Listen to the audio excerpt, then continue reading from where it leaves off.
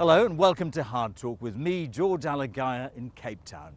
My guest today is Francois Pienaar, who led South Africa's rugby team to World Cup glory in 1995.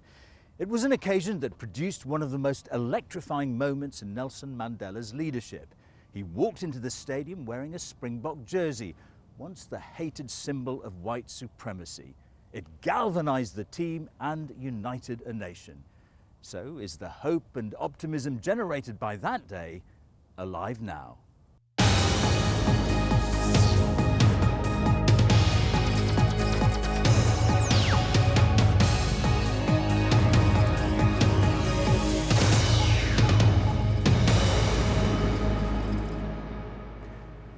Francois Pienaar, welcome to Hard Talk. Now, Nelson Mandela was your president.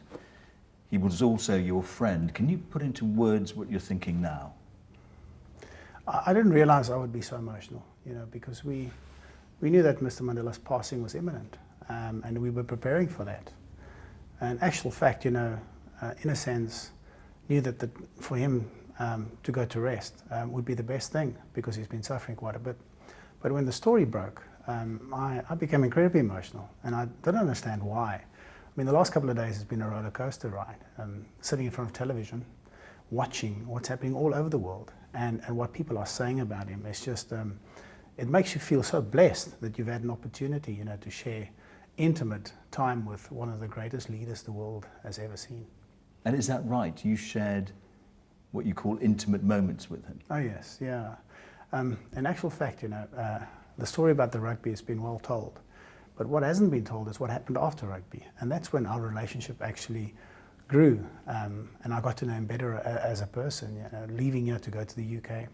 When he came to the UK, having tea with him, being invited back to tea here and having discussions with him on the odd occasion, getting to know the man better than just in the sporting context, on the sporting field as such, was a real privilege. I grew up in apartheid South Africa, and as a young kid, when Mr. Mandela was a prisoner, the things I heard about him were bad things. Sadly so, around the barbecue fires, people would invariably talk about politics and sport, but more about sport, because this country, we're crazy about sport. And when the name Nelson Mandela came up, it was accompanied by terrorist, bad man. If this guy comes out of jail. You grew up with that? I grew up with that. I don't know why I never challenged it. I think it was just the way I grew up as a kid. And it would come into the one ear and go out the other ear. But the word terrorist and bad man stuck. That's when I went to university and started debating what the great man is all about. That's when you really formed an opinion. So when he became a president, from prisoner to president, and I got the call to go and see him, you can imagine how nervous I was. And I sat outside his office at the Union buildings, and I could hear his booming voice. I mean, he's got this magnificent voice. And he came walking through the doors, and as he walked towards me, what struck me was his size. As an athlete and as a boxer, he's a big man, but then he was in his mid-70s. And the first thing he said to me was hello, and he spoke to me in Afrikaans. Most of our conversation was in Afrikaans. I think I tried to go to English, which is not a great thing for me to do, and he kept steering back to Afrikaans. So we had an hour's chat, which was very special. In hindsight, I didn't realize then how special it was. Now, Nelson Mandela had been out of the public eye for 3 years or so, but you sense coming here that he had still a real presence in this nation. Absolutely, absolutely. And he hopefully will have a presence for a very, very long time to come in our great nation. Yes, no, his magic is everywhere. Now, we're talking to you today because of that electrifying moment when you were both in that stadium in 1995 when South Africa won the World Cup. Just describe for me what you remember of that day.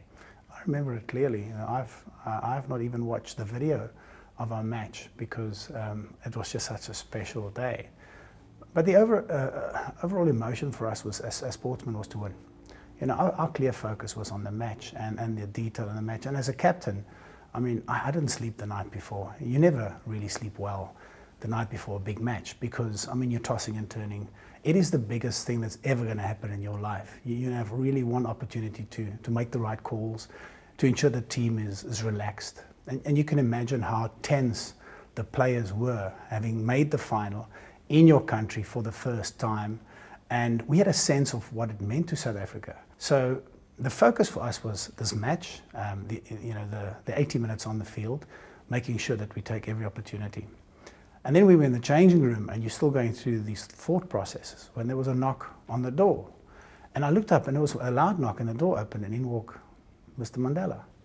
I mean, I was just incredibly emotional, because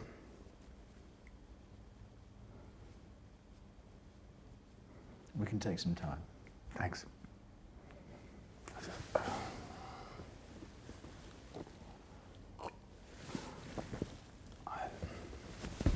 You shouldn't be doing this when you're a sportsman, eh?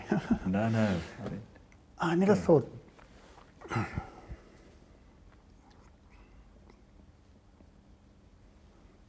need some time. Okay, thanks.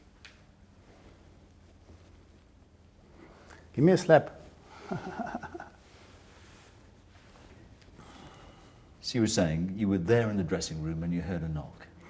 Yeah, and he walked in, and he stood there, and there was a Springbok on his heart. And if you know our history, rugby was, for the white people in South Africa, predominantly the Afrikaners.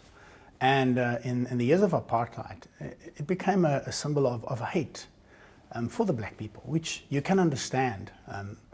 We love our sport, and then as an Afrikaner, and I'm a proud Afrikaner, it's when you grow up and you can play a bit of rugby, the question always is he good enough? You know, do you think he can be a Springbok one day? And in the years of apartheid and all the sanctions, it hurt the core of especially the Afrikaners, because sport is a release mechanism. It's something that made us really proud. And when he walked into the dressing room wearing a Springbok on his heart, it was just wow. And you saw my reaction a little bit early on, and I had that reaction, you know. So you bite your lip, you gnaw your teeth, and I walked over to him, and he said, I actually didn't even get to him. He just stood there and he said, good luck, boys, and he turned around. And my number was on his back, and that was me. I couldn't sing the anthem because I knew I would cry. I was just so proud to be South Africa that day. And do you think that galvanized the team? Did it make a difference? It had an effect. I definitely had an effect. You know, we realized it was much bigger than just a game. It was just, it was the enormity of it struck me. But we had to get back to focus, because, I mean, you can't be that emotional. You know, this is 18 years down the line, and I still get emotional when I think of that moment. So you can't be that emotional, because if you don't focus, you would lose. And we've trained so hard to win. We've played New Zealand a number of occasions. Our trend was up, and it was a real opportunity to do something special. So immediately after he left, you know, I had to calm the team down, and Morné du Plessis helped, and the senior players helped. But the emotion was there, and the buzz was there. You know, it was like there was, I think it was like almost like that magic came into our bodies, and we were just ready to go. And then you win the game, and there he is, standing there, handing you the trophy. Yeah, that was incredible, incredible. When I walked up onto the podium, and Mr. Mandela stuck out his hand, and he said to me, and I still can't believe to today that he said it, he said, "Thank you, Francois, for what you've done for this country." And I wanted to jump over and give him a hug. But I said to him, "No, sir, thank you for what you've done for this country." Because if he didn't ask or tell the ANC and the black people in South Africa that this is our team, you know, they're playing for us. We want team, we want country. Embrace them. Then we wouldn't have had the support that we've had. You say that game was big. In fact, it was bigger than a rugby game. How transformative was it for South Africa? Tremendous. I think it's very difficult to understand and contextualize how it changed South Africa when The bus couldn't leave the stadium that night. I realized how big it was when I saw the images in the streets of people dancing, laughing, hugging one another, crying, like we've seen images on television now at Mr. Mandela's passing. I realized it was special, but I didn't realize how big it was. And then the next week, there's so many stories that come out the next month, the next year, 18 years later. People still talk about that moment where for the first time in our country's history, we were world champions together. We had a shot at something special, and sport gave us that, that opportunity. Before that day, try to get into the mind of a South African rugby supporter, those people in the stadium. What kind of people were they, and how did they change? Well, predominantly white, mixed English Afrikaans, but there would be a lot of Afrikaners. And there would have been in that stadium people that were politically obviously against the ANC, against Nelson Mandela as a person and what he stood for. But they didn't understand what he stood for until he walked out onto the field wearing the jersey. I didn't see this or hear this, but I can only tell you what my friends and my family have told me. They said it was incredible, where the stadium just started clapping their hands, shouting Nelson, Nelson, Nelson. And what happened when the final whistle blew is big men, farmers, people from across the Afrikaans spectrum, business people, farmers, educators, were all in that stadium. And there wasn't a dry eye in the house because something special happened. And they realized that something special has happened. That's something special. How long did it last? Indeed, has it lasted till now? Yeah. Because the moment was so big, it transcended time.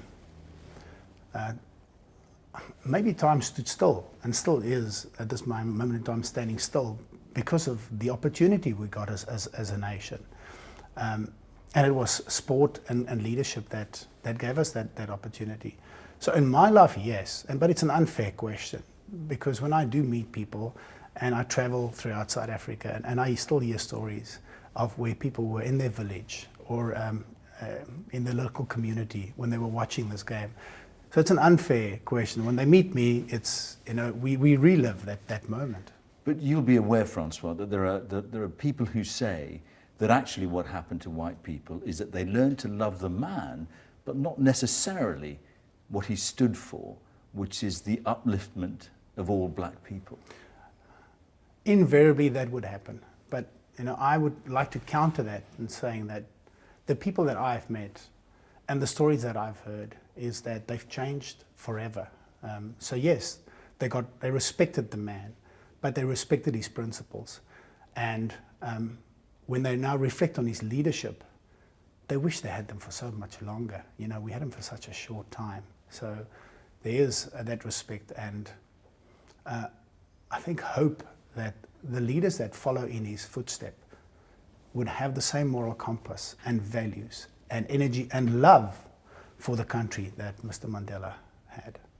And do you think they do, the leaders that have followed him? I'm not a politician.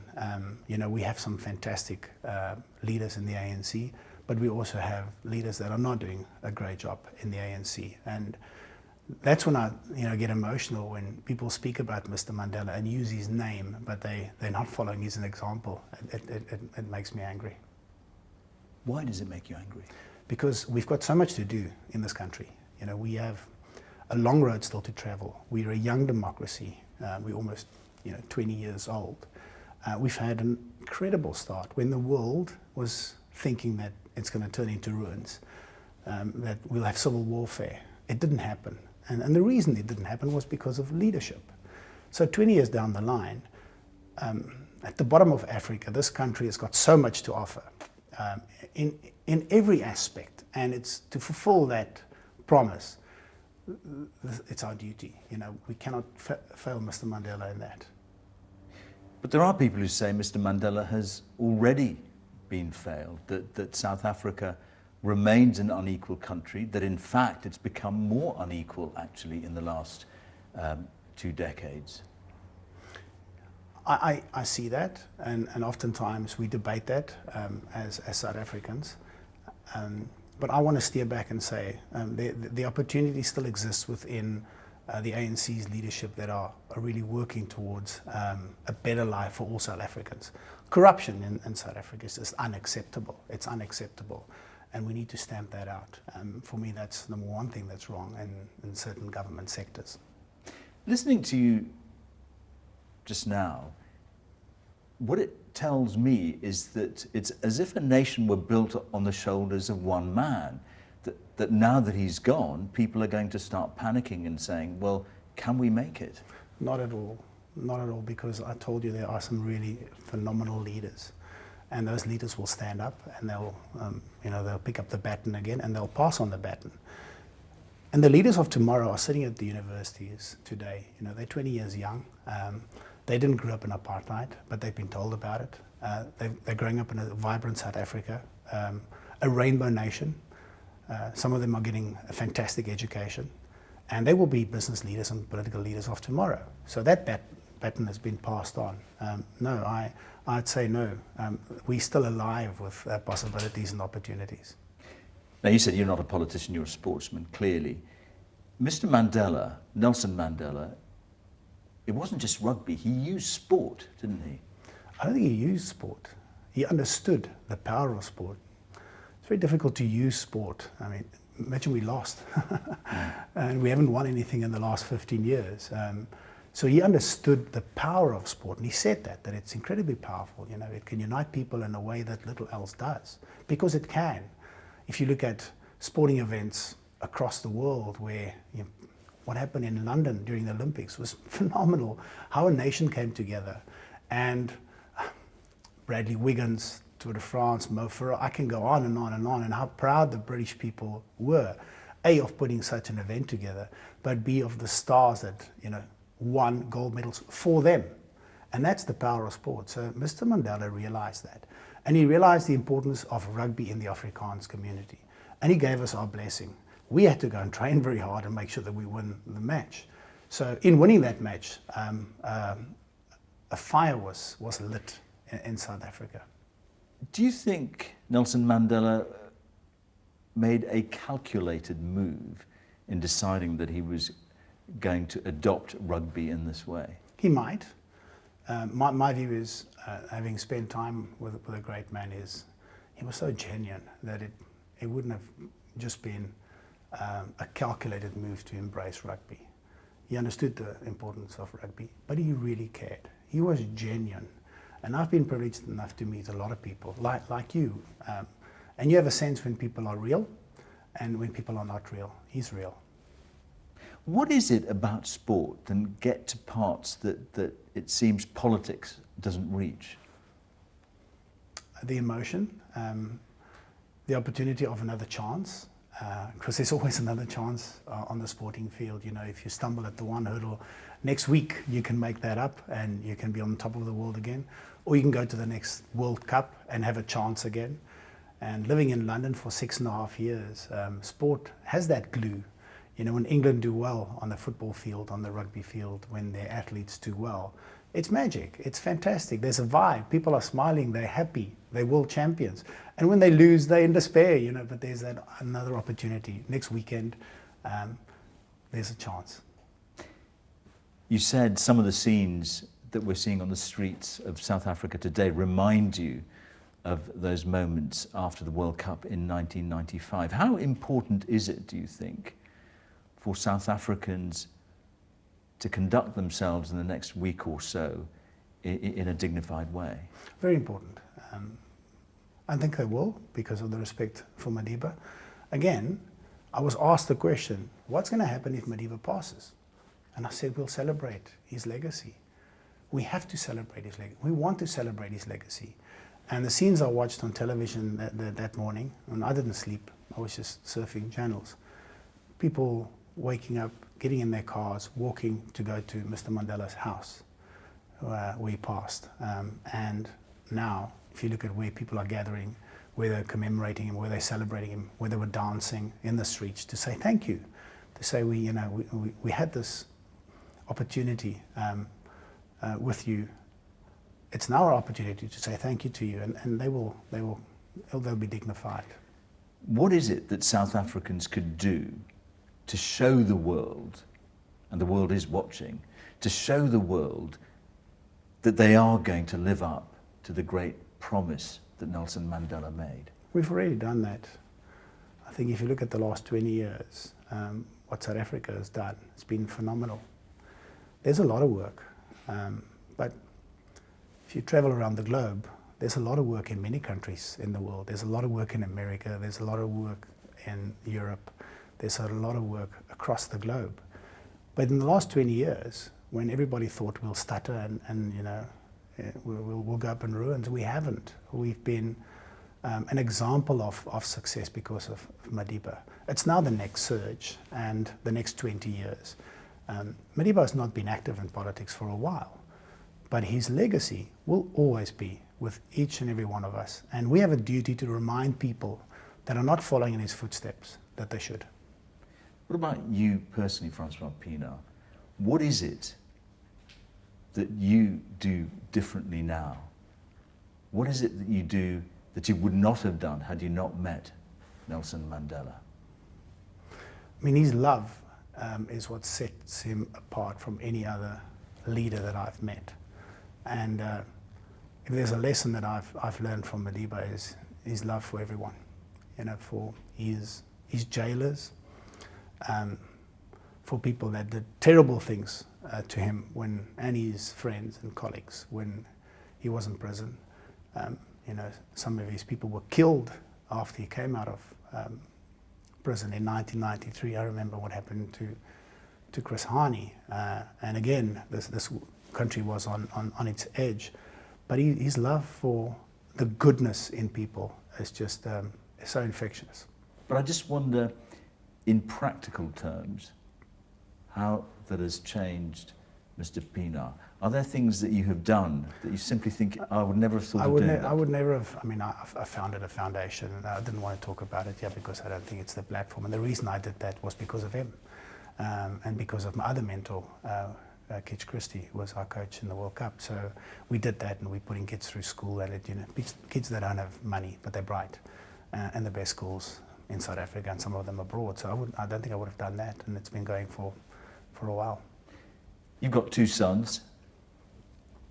Nelson Mandela was their godfather. What have you been telling them this week? Oh, we've been talking quite a bit about it on every occasion. And again, you know, I get pulled by the one or the other when there's something on television that they're watching. Says, Dad, have you seen this? Have you heard about that? They get it. You know, they're 15 and 14, and I thought they wouldn't get it. You know, when Mr. Mandela asked to be the godfather of Jean, and when Stefan went and asked him, was a long time ago, eight years ago. But they still remember it. So yes, they're very blessed kids. And in this week of all weeks, and briefly, Francois Pienaar, are you an optimistic man about South Africa? Absolutely optimistic. Very much so. Very much so. Francois Pienaar, thank you very much. Thank you.